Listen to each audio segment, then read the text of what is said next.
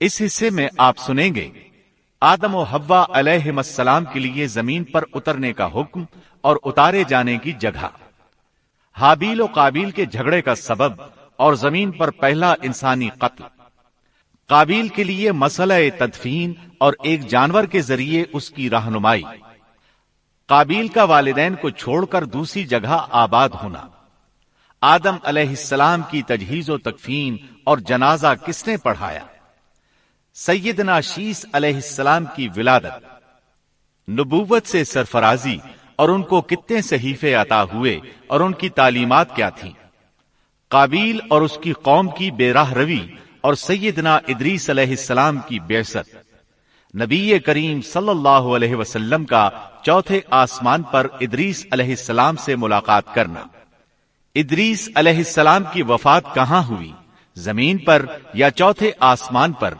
حقائق کی روشنی میں مفصل اور جامع تذکرہ۔ تو آئیے سنتے ہیں دارالسلام اسٹوڈیو لاہور پاکستان سے قصص الانبیاء کا تیسرا حصہ، فساد کی ابتدا۔ پیشکش محمد طارق شاہد۔ اللہ کا حکم ہوا، قال اهبطوا، جنت سے اتر جاؤ۔ مزید فرمایا، بعضكم لبعض عدو وَلَكُمْ فِي الْأَرْضِ مُسْتَقَرٌّ وَمَتَاعٌ إِلَىٰ حِينٍ۔ تم آپس میں ایک دوسرے کے دشمن ہوگے اور تمہارے واسطے زمین میں رہنے کی جگہ ہے اور ایک وقت تک نفع حاصل کرنا ہے۔ اللہ نے مزید فرمایا، قال فيها تحيون وفيها تموتون ومنها تخرجون۔ فرمایا تم وہیں زندگی بسر کرو گے اور وہیں مرو گے اور وہیں سے دوبارہ نکالے جاؤ گے۔ قرآن مجید کے دیگر مقامات میں بھی اس قصے کی تفصیل موجود ہے۔ مثلاً فرمایا، وَلَقَدْ عَهِدْنَا إِلَىٰ آدَمَ مِن قَبْلُ فَنَسِيَ وَلَمْ نَجِدْ لَهُ عَزْمًا۔ اور اس سے قبل ہم نے آدم سے ایک عہد لیا تھا مگر وہ بھول گئے اور ہم نے ان میں کوئی عزم نہیں پایا۔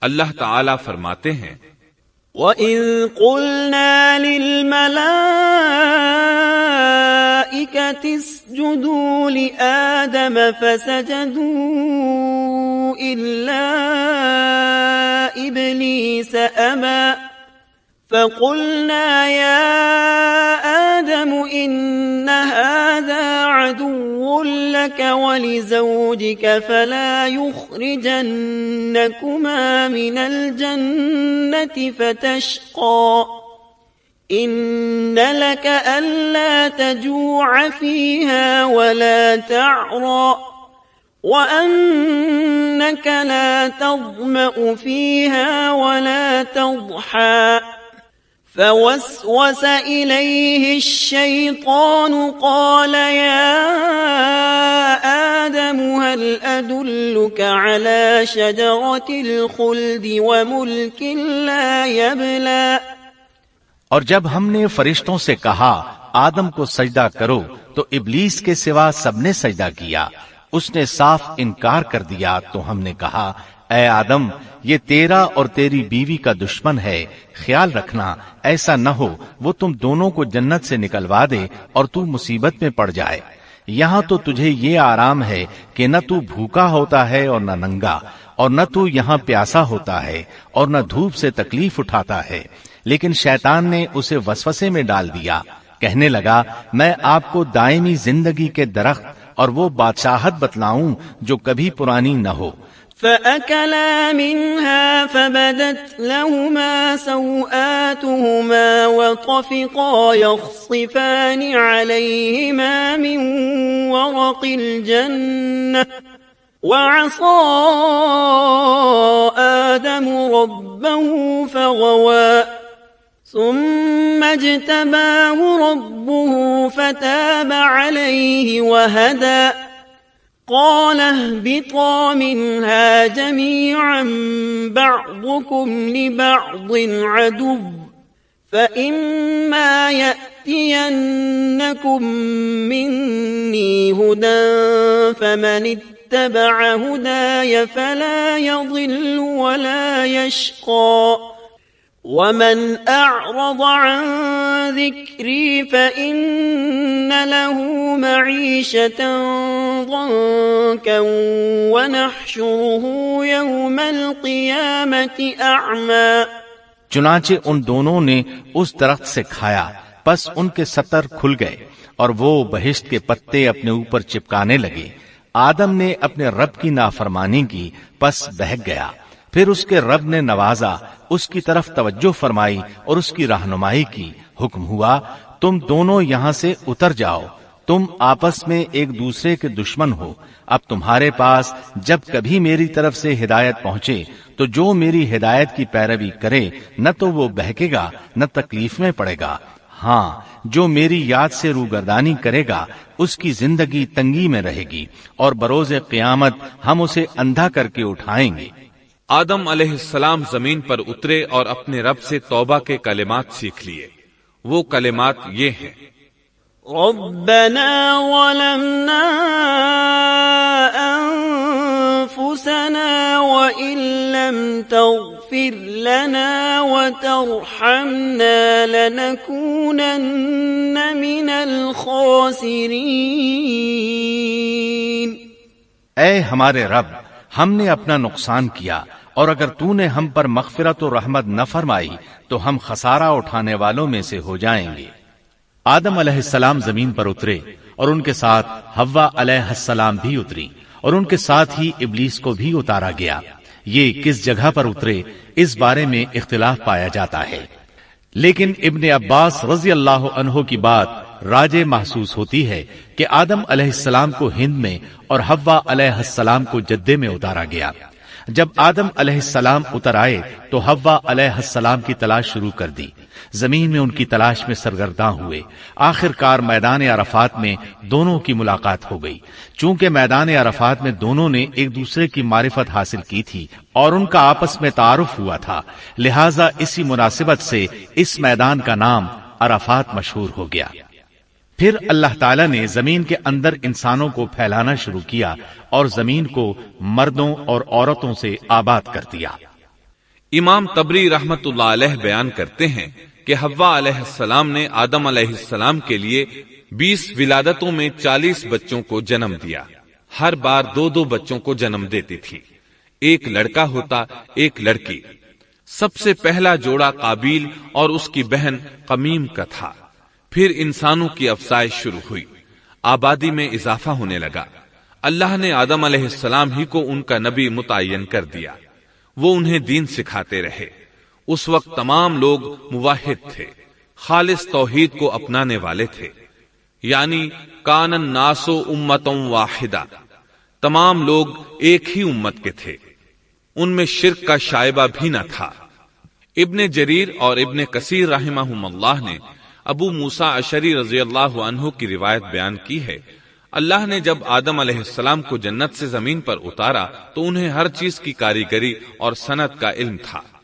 جب وہ اترے تو عالم بھی تھے، لباس میں ملبوس بھی تھے، کام کاج کے تمام طریقوں سے باخبر بھی تھے، لوہے، آگ، لکڑی اور کپڑے کے استعمال سے بھی بخوبی واقف تھے. ہمارے برعکس وہ ان کاموں کو اپنی ابتدا ہی سے جان چکے تھے، کیونکہ ہم سب لوگوں کا حال یہ ہے کہ جب تک سکھایا نہ جائے ہمیں کچھ نہیں آتا. آج کے دور میں بعض افریقی قبائل کے افراد وحشیانہ اور غیر مہذب زندگی گزارتے ہیں. علماء کا کہنا ہے کہ یہ لوگ زمین پر رہنے والوں میں سے گمراہ ترین انسان ہیں. انہوں نے بہترین زندگی ضائع کر دی اور گھٹیا زندگی کو پسند کیا. تہذیب و تمدن کا آغاز چونکہ ابتدائے آفرینش سے ہے، اس لیے ہر انسان کی فطرت میں تہذیب کی سوجھ بوجھ موجود ہے. بہرحال آدم علیہ السلام کے بعد انسانی مخلوق کی تعداد روز بروز بڑھتی چلی گئی اور انسانی کمزوریوں کی بنا پر گناہ شروع ہو گئے. زمین پر سب سے پہلے ہونے والی معصیت قابیل کے ہاتھوں اپنے بھائی حابیل کے قتل کی صورت میں سامنے آئی. اللہ تعالیٰ نے قرآن مجید میں قابیل اور اس کے بھائی حابیل کا قصہ بیان کیا ہے۔ قابیل قرخت اور درست طبیعت کا مالک تھا، جبکہ اس کا بھائی حابیل رحم دل اور نرم طبیعت تھا۔ قابیل کھیتی باڑی کرتا تھا اور حابیل مویشی چراتا تھا۔ حابیل کے نرم دل ہونے کی ایک وجہ اس کا بکریاں چرانا تھا، کیونکہ ایک چرواہا اپنی بکری کو بھوکا دیکھ کر اسے چارہ کھلائے بغیر نہیں رہتا، نہیں وہ کسی بکری کو پیاسا دیکھ کر اسے بھول جاتا ہے۔ اپنے جانور پر اس کی طاقت سے زیادہ بوجھ بھی نہیں لادتا۔ بنی نوع انسان کی تعداد میں اضافے کے لیے اس وقت ایسا قانون تھا جو اب حرام ہے، اور وہ ہے بہن کے ساتھ نکاح۔ چونکہ اس وقت کے سب لوگ آدم علیہ السلام کی حقیقی اولاد تھے اور آپس میں بہن بھائی تھے، اس لیے اس وقت کی شریعت کی روح سے قابیل اپنے ساتھ جڑواں پیدا ہونے والی بہن کے سوا کسی دوسری بہن سے شادی کر سکتا تھا، اور اسی طرح حابیل اپنے ساتھ جڑواں پیدا ہونے والی بہن کے علاوہ کسی دوسری بہن سے شادی کر سکتا تھا۔ اس کی صورت یہ تھی کہ قابیل کی شادی حابیل کی بہن سے ہو اور حابیل کی شادی قابیل کی بہن سے ہو، لیکن ہوا یہ کہ حابیل کی بہن خوبصورتی میں قابیل کی بہن سے کم تھی، اس لیے قابیل نے حابیل کی بہن سے شادی کرنے سے انکار کر دیا اور اپنی جڑواں بہن سے شادی کی خواہش ظاہر کی، لیکن ایسا کرنا آدم علیہ السلام کی شریعت میں حرام تھا۔ آپ نبی بھی تھے اور رسول بھی۔ رسول اور نبی میں فرق یہ ہے کہ رسول پر شریعت اور احکام نازل ہوتے ہیں، لیکن نبی پر شریعت نازل نہیں ہوتی، البتہ اس کی طرف وحی نازل ہوتی ہے اور معجزات عطا کیے جاتے ہیں، جبکہ شریعت صرف رسولوں ہی پر نازل کی جاتی ہے۔ آدم علیہ السلام بھی چونکہ رسول تھے، اس لیے ان کی شریعت میں یہ قانون تھا کہ کوئی شخص اپنے ساتھ جڑواں پیدا ہونے والی بہن کے ساتھ شادی نہیں کر سکتا۔ قابیل اس شرعی حکم کی وجہ سے غضبناک ہو گیا۔ اس نے تعجب کا اظہار کرتے ہوئے اس قانون کو ماننے سے انکار کر دیا۔ آدم علیہ السلام نے ان دونوں کے درمیان فیصلہ کرتے ہوئے انہیں حکم دیا کہ دونوں اللہ کے حضور ایک ہدیہ پیش کریں۔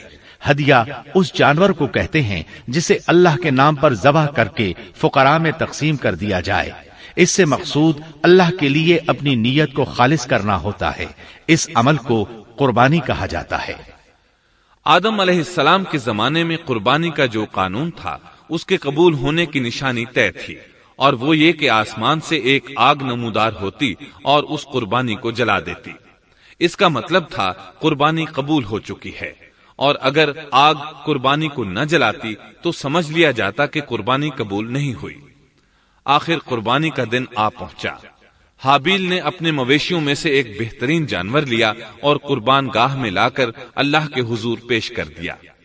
دوسری طرف قابیل نے اپنی کھیتی کے غلے میں سے ردی قسم کا غلہ قربانی کے لیے پیش کیا۔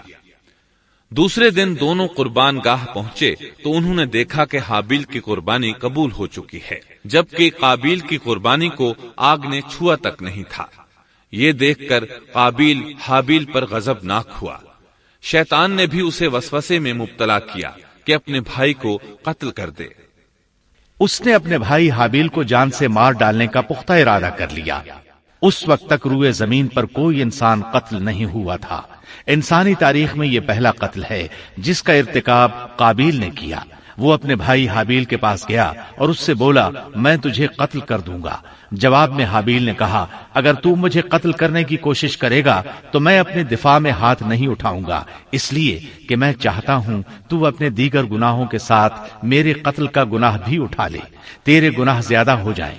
چنانچہ ایک تاریک رات میں حابیل سویا ہوا تھا کہ قابیل ایک بڑا سا پتھر اٹھا کر اس کے پاس آیا۔ اس نے وہ پتھر اپنے بھائی کے سر پر دے مارا۔ اس طرح اس نے حابیل کو قتل کر دیا۔ روئے زمین پر قتل کی ابتدا کر دی، زمین کو پہلے خون سے رنگ دیا۔ تاریخ انسانی میں یہ سب سے پہلا جرم تھا جو قابیل کے ہاتھوں ہوا۔ قتل تو وہ کر بیٹھا، اب حیران اور پریشان ہوا کہ اس کی لاش کا کیا کرے۔ اس وقت تک نسل انسانی موت سے بھی دوچار نہیں ہوئی تھی۔ آدم علیہ السلام کی اولاد میں سے اس وقت تک کوئی فوت نہیں ہوا تھا، اس لیے قابیل کو معلوم نہیں تھا کہ مردے کے ساتھ کیا کیا جائے۔ اسی کشمکش کے عالم میں اس نے بھائی کی لاش کو کمر پر اٹھا لیا اور چل پڑا۔ چلا جا رہا تھا کہ اللہ نے 2 کوے بھیجے۔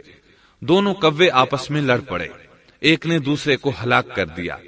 اب زندہ کوا مٹی کھودنے لگا، اس طرح اس نے ایک گڑھا تیار کر لیا، مردہ کوے کو اس میں رکھا اور اوپر مٹی ڈال دی۔ اس طرح قابیل کو دفن کا طریقہ معلوم ہوا، اس نے بھی گڑھا کھودا اور حابیل کی لاش کو اس میں دبا دیا۔ وہ اپنے کیے پر نادم ضرور تھا، لیکن اس نے اللہ سے معافی نہ مانگی، جبکہ انسان کے لیے ضروری ہے کہ اس سے کوئی گناہ ہو جائے تو اللہ سے معافی مانگے۔ قابیل اور حابیل کے درمیان جو مکالمہ ہوا، اللہ تعالیٰ نے اس کا ذکر سورہ مائدہ آیت 27 تا 29 میں کیا ہے۔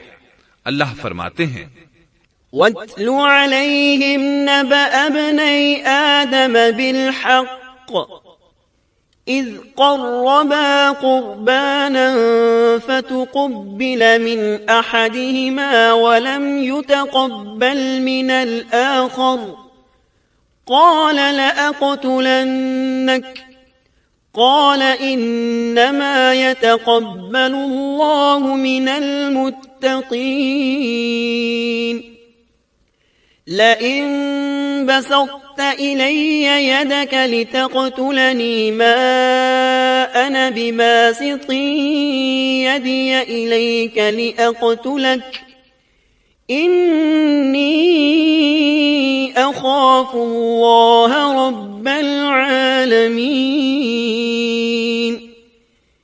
إني أريد أن تبوء بإثمي وإثمك فتكون من أصحاب النار وذلك جزاء الظالمين۔ آدم علیہ السلام کے دونوں بیٹوں کا کھرا کھرا حال بھی انہیں سنا دو۔ ان دونوں نے ایک نذرانہ پیش کیا، ان میں سے ایک کی نذر تو قبول ہو گئی اور دوسرے کی قبول نہ ہوئی تو وہ کہنے لگا میں تجھے مار ہی ڈالوں گا۔ اس نے کہا اللہ تقوی والوں ہی کا عمل قبول کرتا ہے، گو تو میرے قتل کے لیے دسترازی کرے لیکن میں تیرے قتل کے لیے ہرگز اپنا ہاتھ نہیں بڑھاؤں گا۔ میں تو اللہ تعالی پروردگار عالم سے خوف کھاتا ہوں، میں تو چاہتا ہوں کہ تو میرا گناہ اور اپنا گناہ اپنے سر پر رکھ لے اور دوزخیوں میں شامل ہو جائے، ظالموں کا یہی بدلہ ہے۔ اس کا مطلب یہ تھا کہ تیرے اور گناہوں کے ساتھ میرے قتل کا گناہ بھی تیرے ذمہ لگے اور تو ظالموں میں سے ہو جائے۔ حابیل کے قتل کے بعد قابیل پر جو گزری اس کا ذکر اللہ نے سورہ مائدہ آیت 30 اور 31 میں کیا ہے۔ فطوعت له نفسه قتل أخيه فقتله فأصبح من الخاسرين فبعث الله غرابا يبحث في الأرض ليريه كيف يواري سوءة أخيه قال يا ويلتى أعجزت أن أكون مثل هذا الغراب فأواري سوءة أخي فأصبح من النادمين۔ پس اسے اس کے نفس نے اپنے بھائی کے قتل پر آمادہ کر دیا اور اس نے اسے قتل کر ڈالا، اس سے وہ نقصان والوں میں سے ہو گیا۔ پھر اللہ تعالیٰ نے ایک کوے کو بھیجا جو زمین کھود رہا تھا تاکہ اسے دکھائے کہ وہ کس طرح اپنے بھائی کی ناش کو چھپا سکتا ہے۔ وہ کہنے لگا ہائے افسوس، کیا میں ایسا کرنے سے بھی گیا گزرا ہو گیا کہ اس کوے کی طرح اپنے بھائی کی لاش کو دفنا دیتا۔ پھر تو بڑا ہی پشیمان اور شرمندہ ہوا۔ امام احمد، ترمذی اور ابو داود نے سیدنا سعد بن ابی وقاص رضی اللہ عنہ سے روایت کی ہے کہ انہوں نے سیدنا عثمان رضی اللہ عنہ کی شہادت کے فتنے کے وقت فرمایا میں گواہی دیتا ہوں کہ رسول اکرم صلی اللہ علیہ وسلم نے فرمایا تھا ایک بہت بڑا فتنہ رونما ہوگا، اس میں بیٹھنے والا کھڑے ہونے والے سے بہتر ہوگا اور کھڑا ہونے والا چلنے والے سے بہتر ہوگا اور چلنے والا دوڑنے والے سے بہتر ہوگا۔ کسی نے کہا اگر کوئی میرے گھر میں داخل ہو کر میری طرف ہاتھ بڑھائے تاکہ وہ مجھے قتل کر دے تو آپ صلی اللہ علیہ وسلم نے فرمایا تو آدم علیہ السلام کے بیٹے کی طرح قتل ہو جا، یعنی اس فتنے میں قتل ہو جانا، حابیل کی سنت پر عمل کرتے ہوئے خود ہاتھ نہ اٹھانا، قاتل کہلانے کی بجائے مقتول ہونے کو پسند کرنا۔ اسی طرح مسند احمد کی ایک روایت میں ہے، رسول اللہ صلی اللہ علیہ وسلم نے فرمایا، دنیا میں جب بھی کوئی ظلم سے قتل ہوتا ہے تو اس کا گناہ آدم علیہ السلام کے پہلے بیٹے قابیل کی گردن پر ضرور ہوتا ہے، اس لیے کہ وہ پہلا شخص ہے جس نے ظالمانہ قتل کی ابتدا کی اور یہ ناپاک طریقہ جاری کیا۔ اس حدیث سے اس جرم کی نوعیت کا بخوبی اندازہ ہوتا ہے کہ اللہ تعالیٰ نے اس کو صرف ایک قتل قرار نہیں دیا بلکہ اس کو ایک گھناؤنی حرکت قرار دیا۔ قیامت تک آنے والے لوگ جو اس گناہ کے مرتکب ہوں گے ان کا کچھ گناہ قابیل کے حساب میں ڈالا جائے گا۔ حابیل کو قتل کرنے کے بعد قابیل نے اپنی بیوی کو ساتھ لیا اور دور دراز نرم زمین کے پاس جا کر رہائش پذیر ہو گیا اور آدم علیہ السلام کے سامنے تک نہ ہوا۔ آدم علیہ السلام پہاڑوں کے قریب ایک بستی میں رہ رہے تھے، یہ ان سے بہت دور جا بسا تھا۔ اس طرح قابیل کا آدم علیہ السلام سے رابطہ بالکل ختم ہو گیا اور اس سے ایک نئی نسل کی ابتدا ہوئی۔ فحاشی اور اریانی کو ان کے ہاں عروج حاصل تھا۔ عبادت یہ لوگ اگرچہ اللہ ہی کی کرتے تھے لیکن آدم علیہ السلام کی شریعت کے خلاف بے حیائی کے دل دادا تھے۔ تقوی کی قلت، احکام الہی کی نافرمانی اور فحاشی کا فروغ ان کے شب و روز کا معمول تھا۔ اس کے بعد لوگ دو گروہوں میں تقسیم ہو گئے، شریر اور برے لوگ قابیل کے ساتھ مل گئے اور آدم علیہ السلام کے دیگر بیٹے اور نیک لوگ آدم علیہ السلام کے ساتھ مل گئے۔ آدم علیہ السلام 960 سال زندہ رہے۔ ان کی کل عمر تو 1000 سال تھی لیکن 40 سال کم کر دی گئی۔ سیدنا ابو ہریرہ رضی اللہ عنہ بیان کرتے ہیں کہ رسول اللہ صلی اللہ علیہ وسلم نے فرمایا، جب اللہ نے آدم علیہ السلام کو پیدا فرمایا تو ان کی پیٹھ پر ہاتھ پھیرا، اس طرح قیامت تک جتنے انسان پیدا ہونے والے تھے ان کی روحیں وجود میں آ گئیں۔ پھر ہر انسان کی آنکھوں کے درمیان ایک نور رکھ کر آدم علیہ السلام کے سامنے پیش کیا۔ انہوں نے پوچھا، یا اللہ یہ کون ہے؟ اللہ نے فرمایا، یہ تیری اولاد ہے۔ ان میں سے ایک کی پیشانی کی چمک آدم علیہ السلام کو بہت اچھی لگی۔ انہوں نے پوچھا، یا اللہ یہ کون ہے؟ جواب ملا، یہ تیری اولاد میں سے بہت دور جا کر ہیں، ان کا نام داؤد ہے۔ پوچھا، ان کی عمر کتنی ہے؟ فرمایا 60 سال۔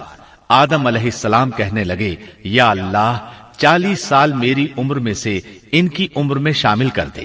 اس سلسلے میں دوسری روایت یوں آئی ہے، جب آدم علیہ السلام کی روح قبض کرنے کے لیے فرشتہ آیا تو وہ کہنے لگے، میری عمر میں تو ابھی 40 سال باقی ہیں۔ اس وقت ان کی عمر 960 سال تھی۔ انبیاء اپنی عمر سے واقف ہوتے ہیں۔ فرشتے نے کہا، کیا آپ کو یاد نہیں آپ نے اپنی عمر کے 40 سال اپنی اولاد داؤد کو ہبہ کر دیے تھے؟ رسول اللہ صلی اللہ علیہ وسلم نے فرمایا، چونکہ آدم علیہ السلام نے انکار کیا تو ان کی اولاد بھی انکار کی عادی ہے۔ آدم علیہ السلام خود بھول گئے، ان کی اولاد بھی بھولتی ہے۔ آدم علیہ السلام نے خطا کی، ان کی اولاد بھی خطا کرتی ہے۔ حابیل کے قتل کے بعد اللہ تعالیٰ نے آدم اور حوا علیہم السلام کو اس کا نعم البدل عطا کیا۔ اس کا نام انہوں نے شیس رکھا۔ شیس کا مطلب ہے اللہ کا دیا ہوا تحفہ۔ حابیل کے قتل پر آدم اور حوا علیہم السلام دونوں بہت غمگین ہوئے، اس لیے اللہ نے بدلے میں انہیں شیس علیہ السلام عطا فرمائے۔ سیدنا ابو ذر غفاری رضی اللہ عنہ سے مروی ایک صحیح حدیث میں ہے کہ رسول اللہ صلی اللہ علیہ وسلم نے فرمایا، اللہ تعالیٰ نے 104 صحیفے نازل فرمائے، ان میں سے 50 صحیفے شیس علیہ السلام پر نازل ہوئے۔ ان صحیفوں میں ایسے قوانین، اصول اور ضابطے تھے جن سے انسانیت کی زندگی منظم ہوتی ہے۔ شیس علیہ السلام نے آدم علیہ السلام سے علم حاصل کیا، لیکن آدم علیہ السلام کا تمام علم وہ حاصل نہ کر سکے، اس لیے کہ آدم علیہ السلام نے بالمشافہہ اللہ تعالی سے علم حاصل کیا تھا اور بہت سی اشیاء کا علم اللہ تعالی نے انہیں سکھا دیا تھا، اس لیے وہ تمام علماء سے بڑھ کر عالم تھے۔ شیس علیہ السلام نے آدم علیہ السلام سے علوم سیکھ کر لوگوں کو سکھائے. لوگوں نے ان سے مختلف علوم، فنون اور پیشے سیکھے. انہیں شہروں میں رہنے سہنے کے بارے میں تعلیم دی. دن رات کے حسابات سے انہیں آگاہ کیا اور انہیں بتایا کہ کن اوقات میں وہ اللہ کی عبادت کریں اور عبادت کے طریقے انہیں سکھائے. احادیث میں اس کی وضاحت ملتی ہے. امام احمد رحمت اللہ علیہ بیان کرتے ہیں کہ ابو زمعہ سعدی کہتے ہیں کہ انہوں نے مدینے میں ایک شیخ کو لوگوں سے کلام کرتے دیکھا تو ان کے متعلق پوچھا، یہ کون شخص ہے؟ لوگوں نے بتایا کہ یہ ابی بن کعب رضی اللہ عنہ ہیں. بڑے صحابہ میں ان کا شمار ہوتا ہے. تمام مسلمانوں سے بڑھ کر قرآن اور اس کی تفسیر کے عالم ہیں. ابو زمعہ فرماتے ہیں کہ ابی بن کعب رضی اللہ عنہ اس وقت یہ واقعہ بیان کر رہے تھے کہ جب آدم علیہ السلام کی وفات کا وقت قریب آیا تو انہوں نے اپنے بیٹوں سے فرمایا، میرا جنت کے پھل کھانے کو جی چاہتا ہے. جنت کے پھل دنیاوی پھلوں جیسے ہی ہوتے ہیں. سیب، انار، انگور یہ سب جنت میں موجود تھے. جنت کے اور دنیا کے پھلوں میں فرق یہ ہے کہ دنیاوی پھل بدبودار ہو جاتے ہیں جبکہ جنتی پھل کبھی بدبودار نہیں ہوتے. اسی طرح دنیاوی پھلوں کا ذائقہ عارضی ہوتا ہے جبکہ جنتی پھلوں کا ذائقہ ہمیشہ برقرار رہتا ہے. اس لیے آدم علیہ السلام نے چاہا کہ وہ جنت کے پھل کھائیں. چنانچہ ان کے بیٹے تلاش میں نکل گئے. انہوں نے اپنے ساتھ کلہاڑے، کدالیں اور ٹوکریاں لے لی. راستے میں انہیں فرشتے ملے. ان کے پاس آدم علیہ السلام کا کفن اور خوشبو وغیرہ تھی. انہوں نے پوچھا، آدم کے بیٹو کس چیز کی تلاش میں ہو؟ کہاں جا رہے ہو؟ انہوں نے جواب میں کہا، ہمارے والد مریض ہیں، انہیں جنت کے پھلوں کی خواہش ہے. فرشتے ان کے سامنے انسانی شکل میں آئے تھے. ان کی بات سن کر بولے، واپس جاؤ، تمہارے والد فوت ہونے کے قریب ہیں. اب ان میں اتنی طاقت نہیں رہی کہ پھل کھا سکیں. جب فرشتے آدم علیہ السلام کی روح قبض کرنے کے لیے آئے تو حوا علیہ السلام نے انہیں پہچان لیا. وہ بلند آواز سے آدم علیہ السلام کو پکارنے لگی. ان کے ساتھ چمڑ گئیں. آدم علیہ السلام بولے، مجھ سے الگ ہو جاؤ، پہلے بھی مجھے تمہاری وجہ سے مصیبت پہنچی تھی. میرے اور میرے رب کے فرشتوں کے درمیان سے ہٹ جاؤ. پھر فرشتوں نے آدم علیہ السلام کی روح قبض کی. انہیں غسل دیا، کفن پہنایا، خوشبو لگائی، آپ کی قبر کھودی. پھر انہوں نے آدم علیہ السلام کی نماز جنازہ ادا کی. اس کے بعد انہیں قبر میں اتارا، پھر اوپر مٹی ڈال دی اور بولے، آدم کے بیٹو، تمہارے لیے یہی طریقہ ہے. اس وقت تک لوگ کفن دفن کے احکامات سے واقف نہیں تھے. انہیں علم نہ تھا کہ قابیل نے اپنے بھائی کو کیسے دفن کیا تھا. اس لیے فرشتوں کو بھیجا گیا تاکہ تدفین کا طریقہ بتا دیں. تو اس طرح انسان کو دفن کرنے کا طریقہ معلوم ہوا جو فرشتے لے کر آئے تھے. آدم علیہ السلام نے اپنی 960 سال کی مکمل زندگی میں سوائے اس درخت کا پھل کھانے کے اور کوئی خطا نہیں کی. یہ تھا ہمارے باپ سیدنا آدم علیہ السلام کا اسوہ اور سیرت طیبہ کا حال. آپ کی وفات کے 1 سال بعد حوا علیہ السلام بھی وفات پا گئیں. آدم علیہ السلام کی وفات کے بعد ان کے بیٹے شیس علیہ السلام نے ان کی ذمہ داریاں سنبھال لی. اب تبلیغ کا کام انہیں کرنا تھا.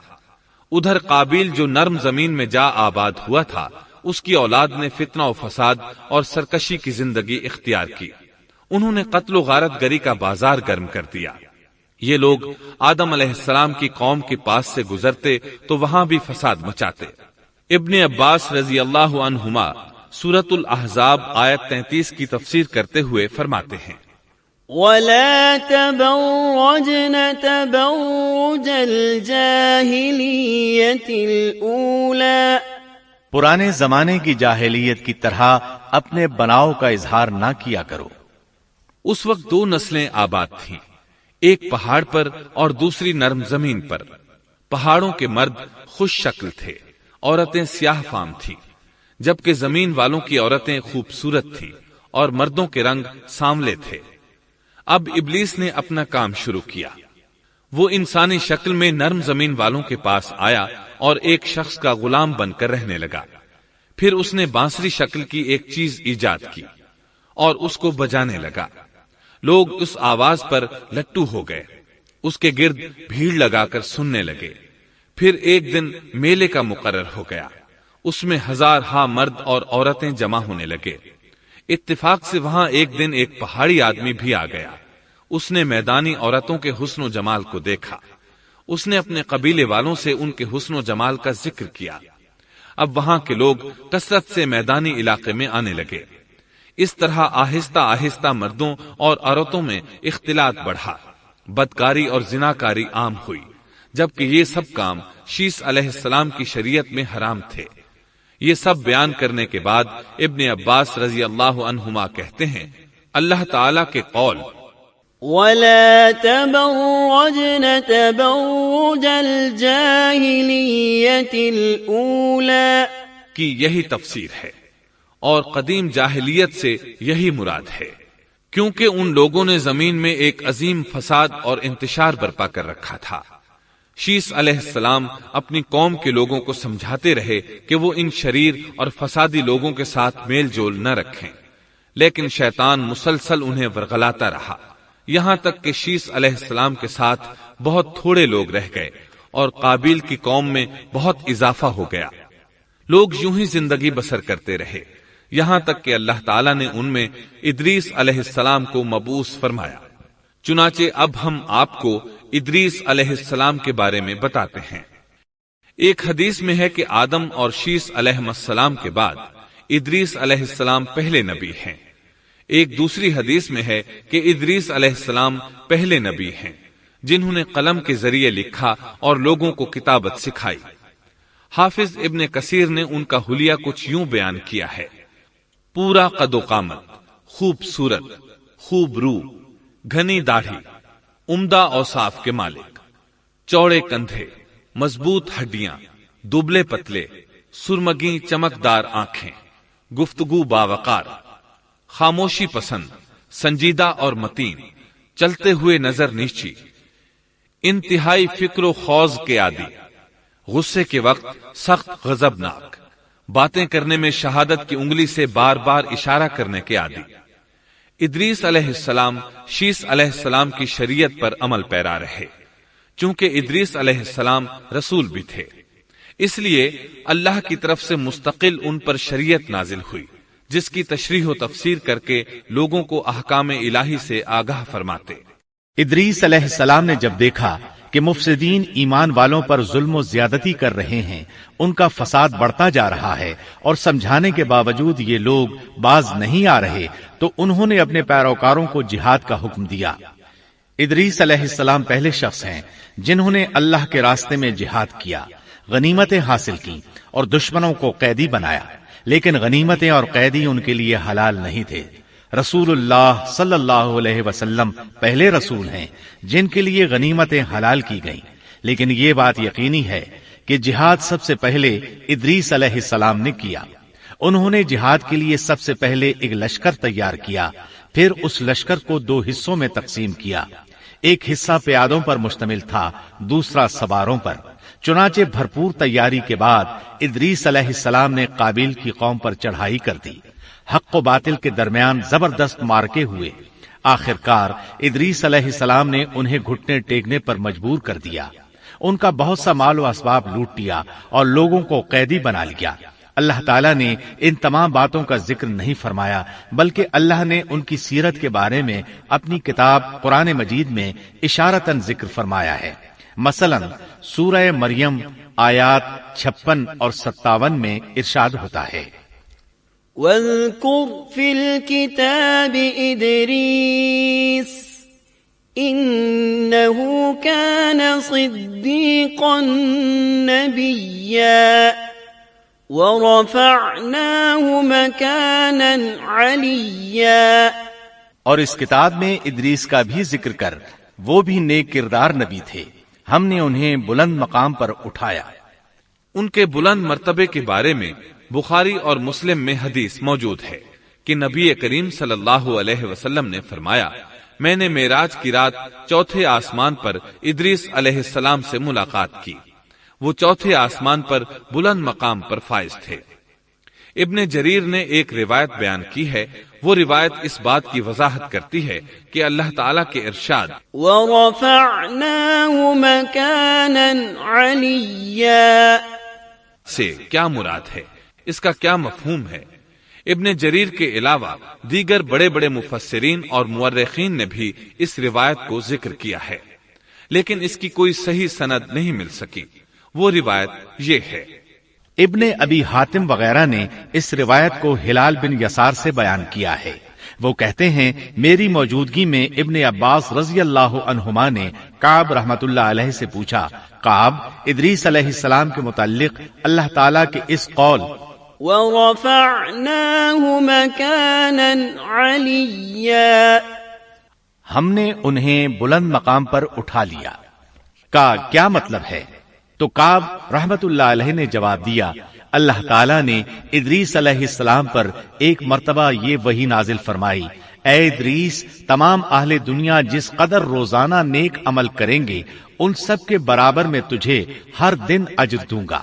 ادریس علیہ السلام نے یہ سنا تو انہیں خواہش محسوس ہوئی کہ میرے اعمال میں روز افزوں اضافہ ہو، اس لیے عمر کا حصہ طویل ہو جائے تو اچھا ہے۔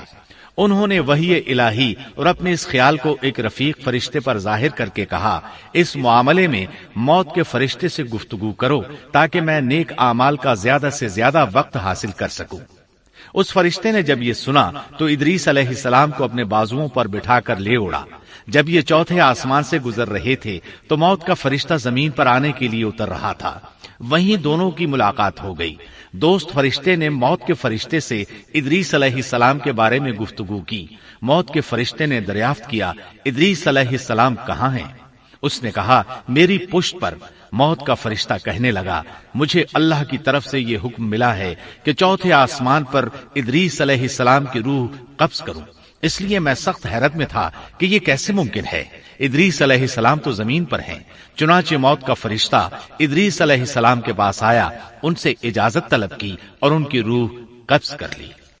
انبیاء کو یہ امتیاز حاصل ہے کہ فرشتہ ان کی اجازت کے بغیر ان کی روح قبض نہیں کر سکتا، اور رسول اللہ صلی اللہ علیہ وسلم کو تو یہ اختیار دیا گیا کہ آپ دنیا میں مزید رہنا پسند کریں تو رہ سکتے ہیں، یا پھر رفیق اعلیٰ کی رفاقت کو پسند کر لیں۔ آپ نے رفیق اعلیٰ کی رفاقت کو پسند فرمایا۔ اس طرح ادریس علیہ السلام کی روح چوتھے آسمان پر قبض کی گئی۔ انہیں بھی عیسیٰ علیہ السلام کی طرح آسمان پر اٹھایا گیا۔ فرق یہ ہے کہ عیسیٰ علیہ السلام کی روح قبض نہیں کی گئی۔ یہ واقعہ نقل کر کے کعب رحمت اللہ علیہ فرماتے ہیں کہ اللہ تعالیٰ کے ارشاد وَرَفَعْنَاهُ مَكَانًا عَلِيًّا کی تفسیر یہی ہے، لیکن درست بات یہ ہے کہ یہ اسرائیلی روایت ہے۔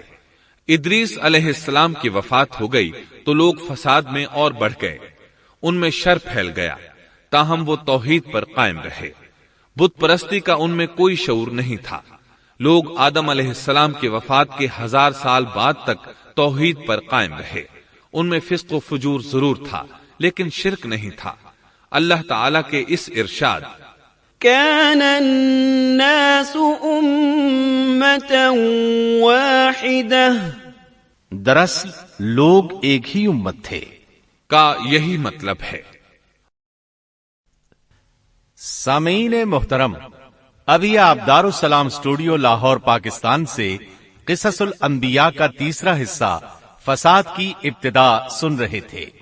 قصص الانبیاء کے چوتھے حصے شرک کا آغاز میں آپ یہ سنیں گے، بت پرستی اور شرک کی ابتدا کب اور کیسے ہوئی، نوح علیہ السلام کا نام و نسب اور قرآن مجید میں تذکرہ، نوح علیہ السلام کی قوم کو دعوت توحید، قوم کی ہٹ دھرمی اور مومنین کا استہزاء، 950 سال کی بے مثال جد و جہد کے باوجود قوم کا عذاب پر اصرار، نوح علیہ السلام کی قوم کے خلاف بد دعا اور اللہ کی طرف سے کشتی بنانے کا حکم، تنور کا ابلنا اور طوفان کا برپا ہونا، نوح علیہ السلام کا بیٹے سے مکالمہ اور بیٹے کی غرقابی، طوفان کا تھمنا اور جودی پہاڑ پر کشتی کا رک جانا، نوح علیہ السلام اور ان کی قوم کو شکرانے کا حکم، نوح علیہ السلام کی اولاد کتنی تھی، طوفان کے بعد آپ کتنی دیر زندہ رہے